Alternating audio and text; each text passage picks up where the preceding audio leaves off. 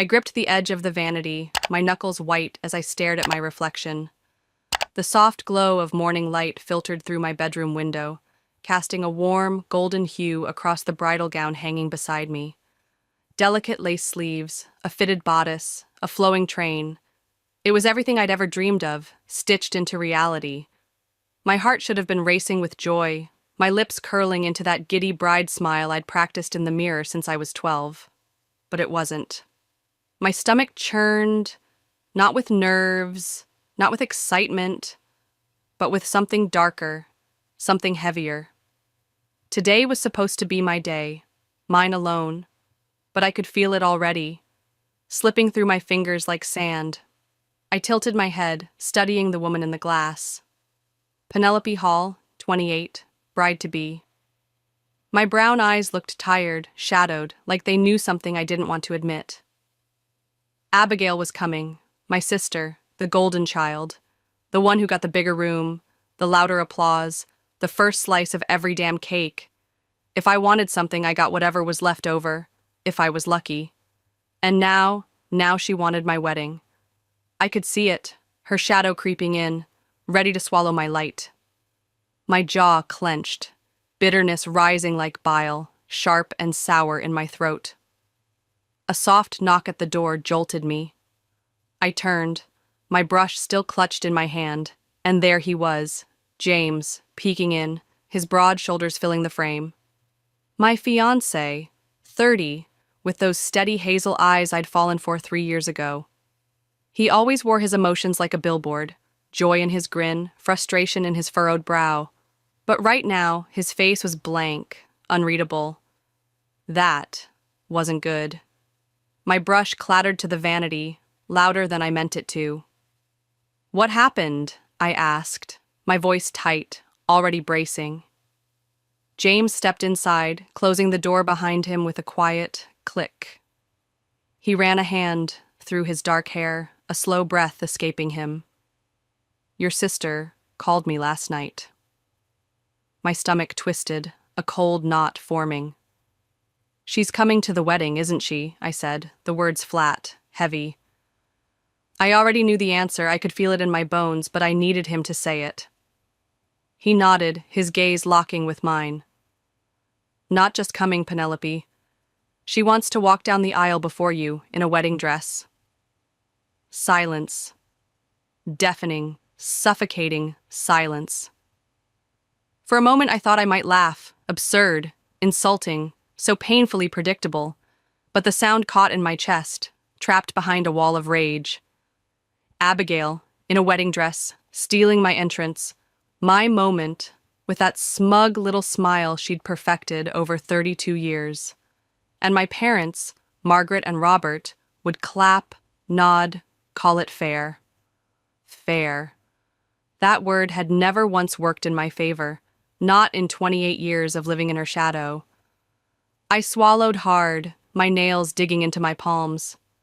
"And my parents?" I asked, though I didn't need to. I could picture it, Mom with her prim hands folded, Dad with his gruff approval. James's jaw tightened, a flicker of something sharp breaking through his mask. "They're backing her up. They think it's only fair since she's older and hasn't gotten married yet." The room spun, just for a second. My grip on the vanity faltered, and I stared at the gown again. My gown, my day, my life. Slipping, slipping. But then I looked at James, at that glint in his eyes, and something shifted. This wasn't over yet. My grip tightened on the vanity, nails digging into the wood as if I could anchor myself there, stop the world from tilting. "Only fair?" I echoed, the word a slap. A lifetime of them stacked into 2 syllables. James sat on the edge of the bed, rubbing a hand over his face. His hazel eyes meeting mine. For the first time since he walked in, a slow, almost mischievous smile tugged at his lips. "I told them I'd think about it," he said, leaning forward, his voice dropping low, conspiratorial.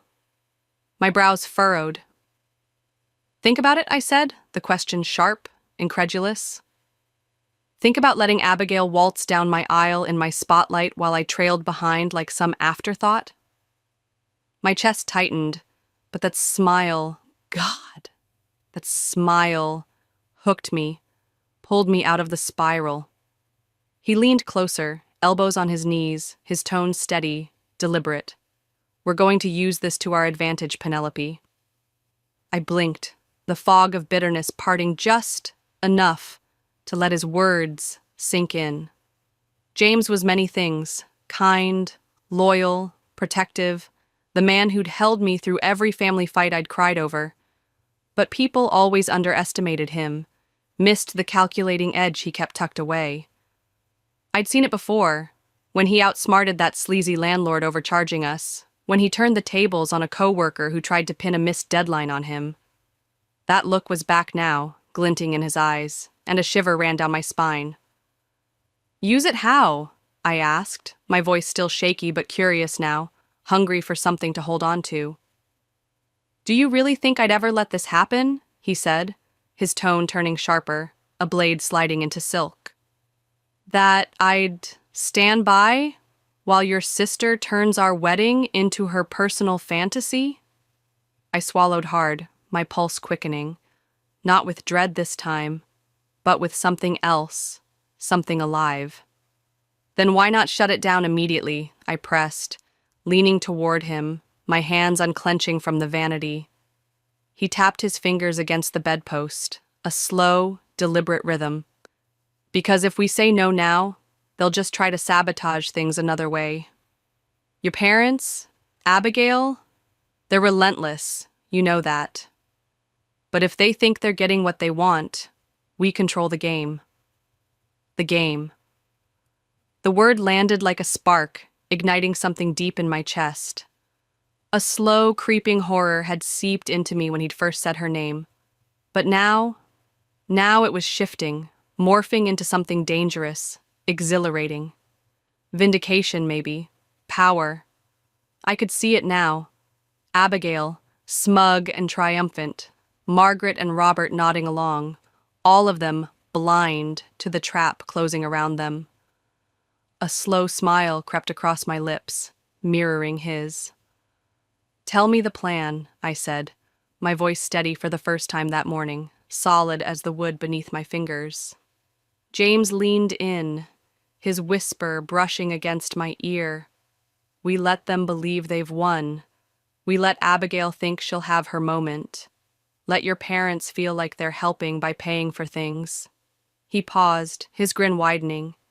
Then, when the day comes, we make sure she never gets the chance to walk down that aisle. A surge of something hot and fierce bubbled up. Excitement, yes, but more than that. For the first time in my life, Abigail was about to lose. And I'd be the one pulling the strings. I took a slow breath, letting his words settle, sink in. We let them think they've won.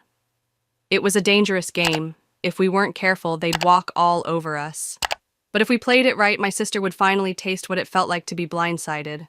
I nodded, meeting his gaze. All right, tell me exactly what we're going to do. His grin widened, a promise in it, a pact. First, we give them just enough control to feel confident. Then we tighten the leash until they're too deep to back out. The storm was still brewing, but now I was ready to steer it. The next evening, I sat across from my parents and Abigail in the living room of my childhood home, the air thick with tension I'd breathed 1,000 times before. My mother, Margaret, 55 and prim as ever, perched on the edge of the couch, her hands folded in her lap like she was attending a royal audience. My father, Robert, 57, leaned back in his chair, arms crossed, his face unreadable behind that gruff exterior he'd worn since I was old enough to notice. And Abigail, 32, practically vibrated with excitement beside them, her fingers tapping the armrest, her lips twitching with barely concealed smugness. I forced a tight smile, playing my part, my stomach twisting as I remembered James's words. We let them think they've won. Margaret smoothed her blouse, her voice clipped and measured. So, James told us he was open to discussing the arrangement.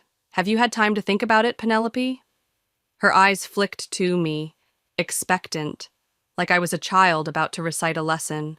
I twisted my hands in my lap, hesitating just enough to make it seem real, to sell the struggle James and I had rehearsed. Yes, I said, letting my voice waver. I don't love it, I'll admit. But if it means keeping the peace in the family, I'm willing to make some compromises. The words tasted bitter, but I swallowed them down, keeping my gaze soft, submissive. Abigail perked up, her hazel eyes, too much like mine, gleaming with triumph. She leaned forward, unable to contain herself any longer.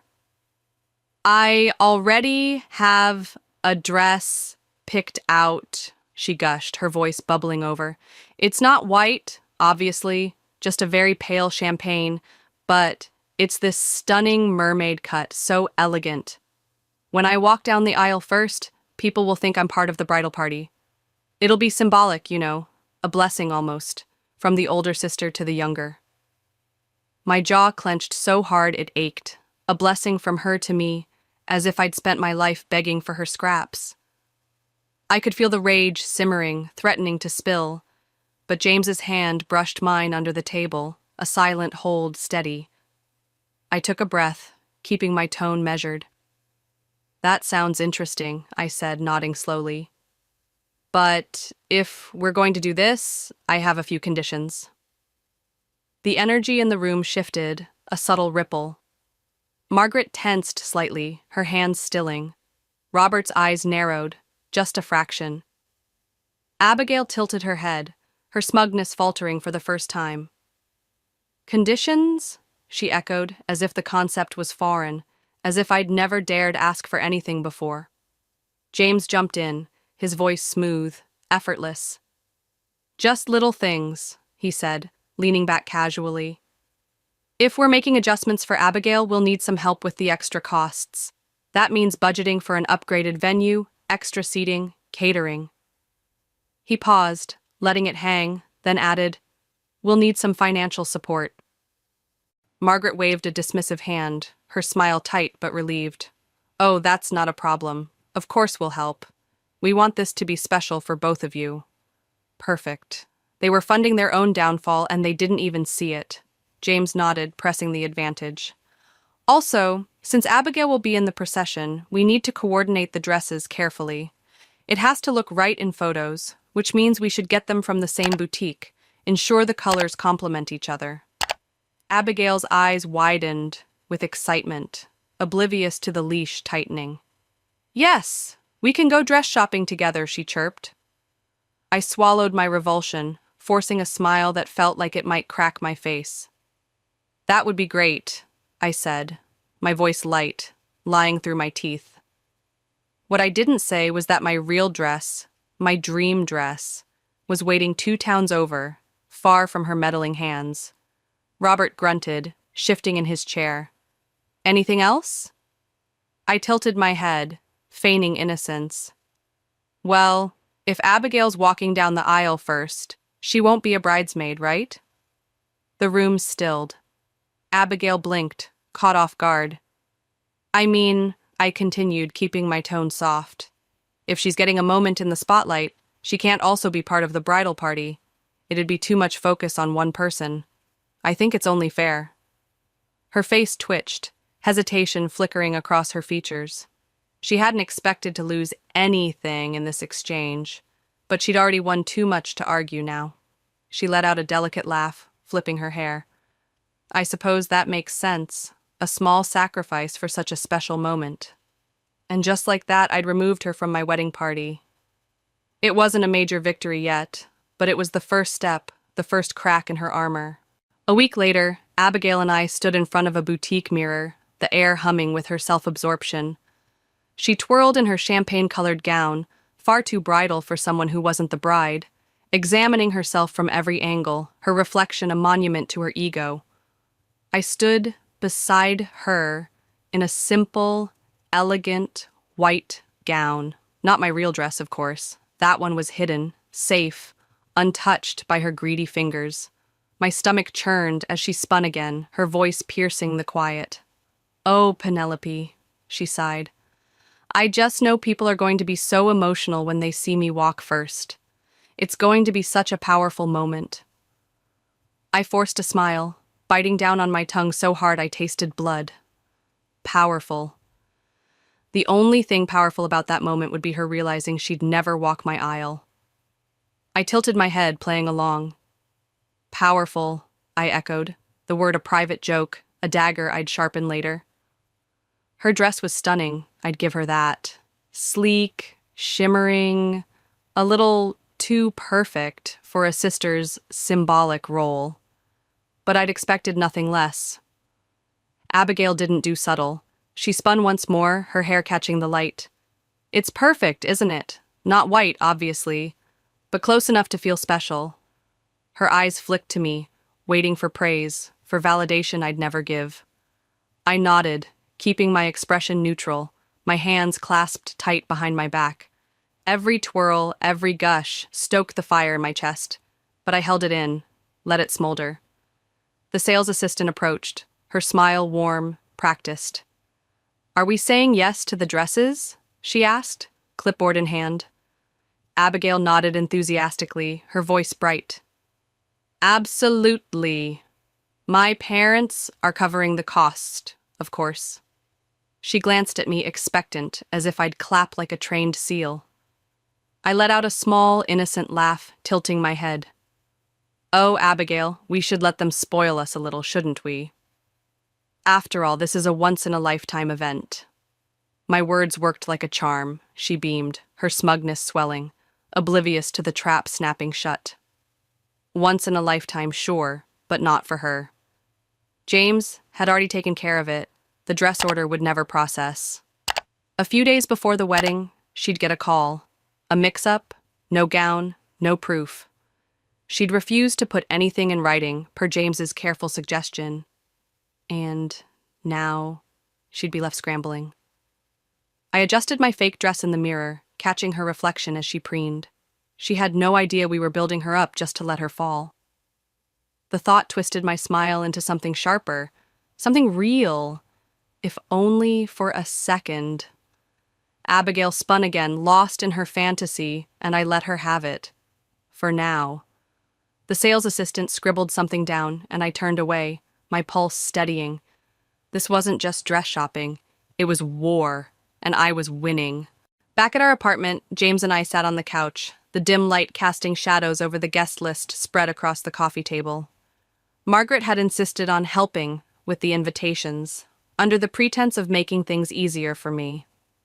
What she really wanted was control, cutting my closest friends, adding Abigail's crowd, people I barely knew. I'd expected it, braced for it, but James, he'd turned it into our next move. He smirked, sliding a stack of envelopes toward me. The real invites. The ones he'd sent behind her back. "Check this out," he said, his voice low, gleeful. "Your friends are in. Abigail's? Mysteriously lost in the mail." His hazel eyes glinted, that calculating edge I loved sharpening with every word. I leaned forward, flipping through the list, my lips twitching into a grin. "You're a genius," I said, tracing the names. My people, the ones who'd stood by me when my family hadn't. Abigail's clique, her loud, shallow posse, wouldn't even know where to show up. My mother had no idea, too busy patting herself on the back for fixing my wedding. James leaned back, arms behind his head. I called Margaret earlier, played it smooth. Told her, "Penelope's been so stressed. I don't think she even noticed the changes." She ate it up, Pen. Thought she'd pulled one over on you. I laughed, a short, sharp sound, the kind I hadn't let out in weeks. "She's so smug. She didn't even question it."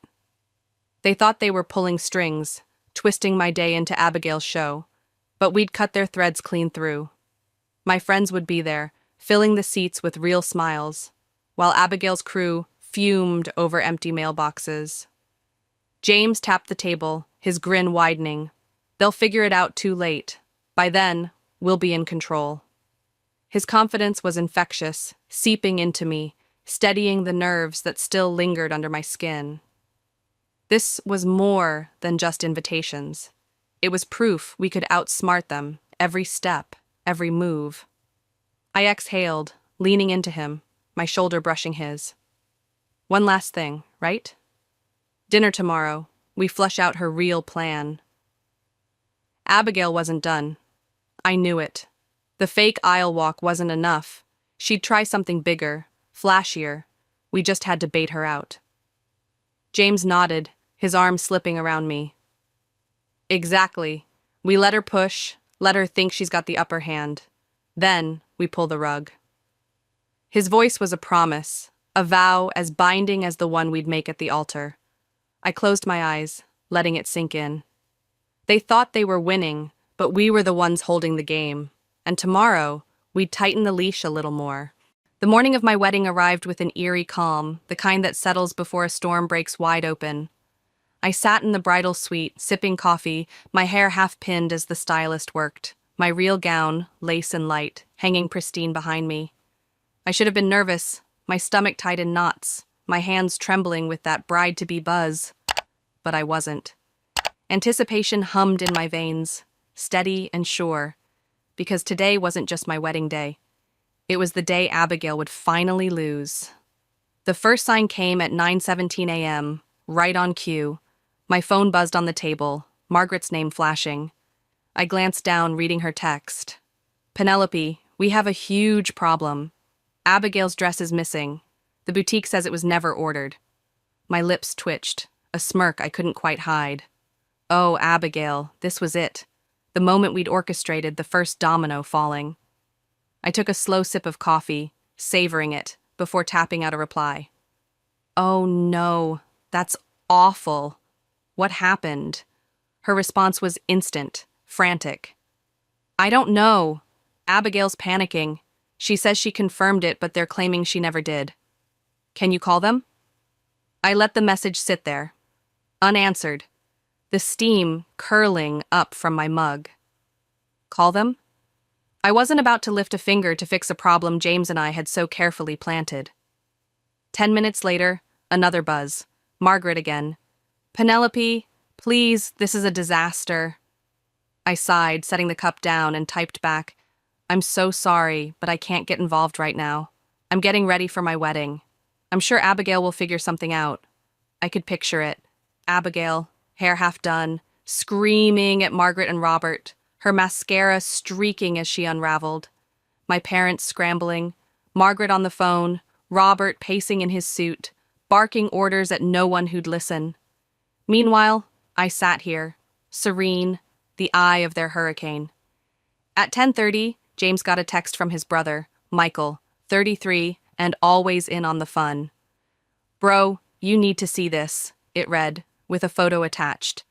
Abigail's friends, a gaggle of confused, angry faces, milling outside the venue. Their invitations had never arrived, just as we'd planned. James grinned, showing me the screen. That's so weird, he texted back, his voice dripping with mock surprise. Maybe they got lost in the mail. I laughed, soft and sharp, the sound blending with the stylist's humming. The guest list was tampered with, and they were too busy flailing to see it. Then, at 12:15, the final blow. My phone rang. Robert. I ignored it, letting it buzz against the table. At 12:17, he called again, and this time I picked up, my voice sweet as honey. Dad? He didn't waste time, his tone low, tense. Penelope, we have a serious situation. Abigail's at the venue, but they won't let her inside. I frowned, feigning confusion, shifting in my chair. What do you mean? The security, he snapped. They're saying she's not allowed in. I sighed, tracing the rim of my cup. Oh, Dad, that's strange. I specifically told the venue only invited guests should be allowed in. Maybe her name wasn't on the list. A pause stretched out, heavy, and I knew he was piecing it together. You did this, he said finally, his voice dropping to a growl. I smiled, tilting my head. Did what? You know I've been so busy with wedding planning. I didn't even handle the guest list. Mom did. Another pause. Margaret's frantic voice in the background. Abigail's shrieks cutting through. "Fix this now," he said, sharp and commanding. I let out a small laugh, light as air. "Dad, I'm the bride. I don't think I should be dealing with this right before I walk down the aisle. Do you?" He exhaled, a harsh sound, and I chirped, "Got to go," before ending the call. James, listening beside me, grinned, positively gleeful. "She's outside?" he asked. I nodded. Perfect. Inside the chapel, the music swelled as I stepped forward, my bouquet steady in my hands, radiating peace while Abigail lost her mind at the entrance. Security held firm. I could hear her faintly, shrieking, "I don't care what the list says. This is my sister's wedding. Let me in." But I didn't falter. Guests turned, whispering, some knowing, some sensing the chaos brewing outside. I caught James's gaze at the altar, his pride, his love, his silent "we did it" shining through. My aisle, my moment, no shadow to trail behind. The ceremony flew by in a blur of vows and triumph, and when we were pronounced husband and wife, a wave of victory crashed over me. Abigail hadn't won. By the time we reached the reception hall, the air buzzed with tension, electric with whispers. People knew something had happened. Some had seen Abigail's meltdown firsthand. Others caught it through the family grapevine. I spotted Margaret and Robert near the entrance. Their faces, thunderclouds. No congratulations offered. Typical, they'd always choose her, even now. I squeezed James's hand, steadying myself for the next round. He grinned, leaning close. "Oh, I've been waiting for this," he murmured, his voice thick with anticipation. We barely made it to our table before Margaret stormed over, her steps sharp, controlled, but her eyes raging. "Penelope," she hissed, her voice low enough to keep it private. "You humiliated your sister." I turned to her, my expression innocent, wide-eyed. "Mom, I'm so glad you could make it. Isn't it a beautiful day?" She didn't bite, her lips tightening. She was standing outside, crying in front of everyone. "You set her up." James let out a small, amused laugh, leaning back in his chair. "How, exactly?" he asked, casual, taunting. Margaret snapped, "You made sure she couldn't get in." I tilted my head, deepening the confusion. "Mom, I don't understand. We sent out invitations months ago. If Abigail's name wasn't on the list, that wasn't something I handled. Maybe you should ask yourself what went wrong." She spluttered, eyes narrowing, but Robert cut in, his voice low, controlled fury simmering beneath. "I asked myself exactly that when the security told us she wasn't on the list. And I realized something. You've been playing us this whole time." The silence around us thickened, guests at nearby tables, leaning in, listening. Margaret leaned closer, her voice shaking. "You think you're so clever, don't you?" James smirked, his tone cool. "We don't think, ma'am. We know." I watched the realization hit them. They'd been played, funded my wedding, fallen for every trap. Margaret's lips trembled with rage, Robert's face turned to stone, and then, in the most perfectly timed moment of my life, the doors burst open. Gasps rippled through the hall as Abigail stormed in, her face smeared with mascara, eyes swollen, still in jeans and a blouse. No dress, no grand entrance, just raw, shaking anger. She marched toward me, hands trembling. "You!" she hissed, her voice ablade. I gave her a bright, polite smile. "Oh, Abigail, I wasn't sure you were coming." She let out a sharp, furious laugh. "Are you serious? You left me outside, you destroyed my dress order, you kept my friends out, and now you're sitting here acting like I'm the crazy one." The room went silent, every eye on us. Margaret reached for her arm. "Sweetheart, maybe we should—" Abigail yanked away. "No, I want to hear her say it. I want her to admit it." I took a slow sip of champagne, set the glass down, and leaned forward, my voice soft, just for her and my parents. Admit what? Her breath hitched, her eyes burning into mine. That you did this to me on purpose. I smiled, smaller now, sharper. Abigail, you did this to yourself. You tried to take my moment, and it backfired. Her hands curled into fists, her voice a whisper. You think you won? I leaned back. I know I did. James chuckled beside me. You'll get over it, Abigail. That broke her. With a frustrated scream, she grabbed a glass from the nearest table and hurled it at me. It never hit. James caught it midair, smooth as silk, and the guests gasped. Abigail froze. Robert grabbed her arm. Enough! And Margaret looked horrified. Murmurs rose. She's lost it. I can't believe she did that. Her own fault. Abigail's face drained of color, and for once, no one was on her side, not even our parents. The honeymoon flight was early the next morning, and James and I stumbled to the airport on 4 hours of sleep, my ring glinting in the terminal light.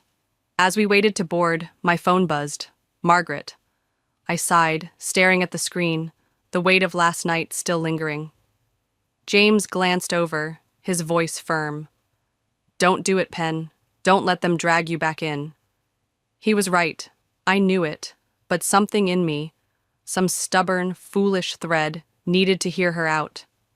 So I picked up. Mom? A beat of silence, then her voice sharp and cold.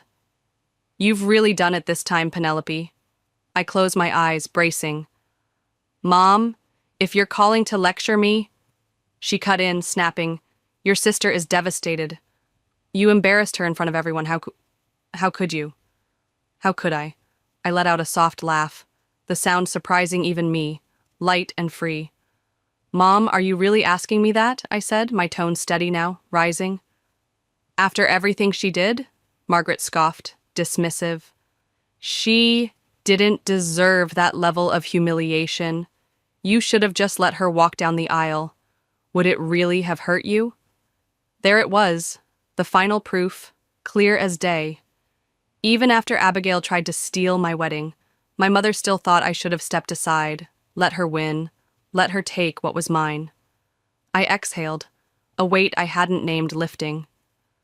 You know what, Mom? I don't care anymore. A pause, her voice sharp now.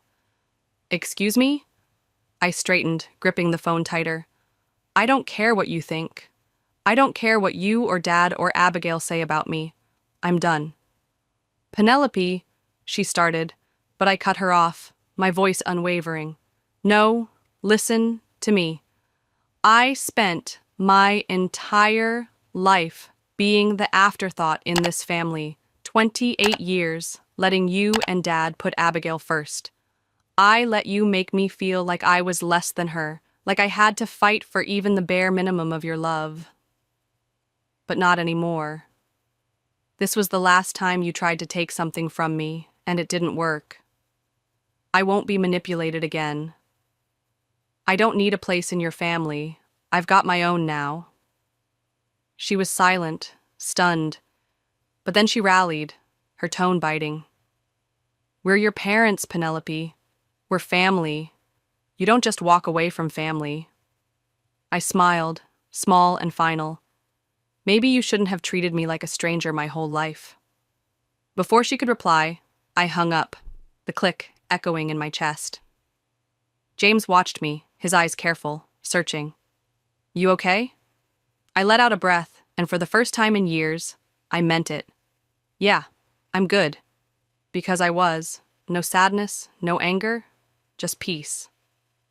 I leaned into him as we boarded, his arm around me, warm and solid. The plane took off, leaving everything behind, and I knew one thing for certain. I'd finally won, not just the day, but myself.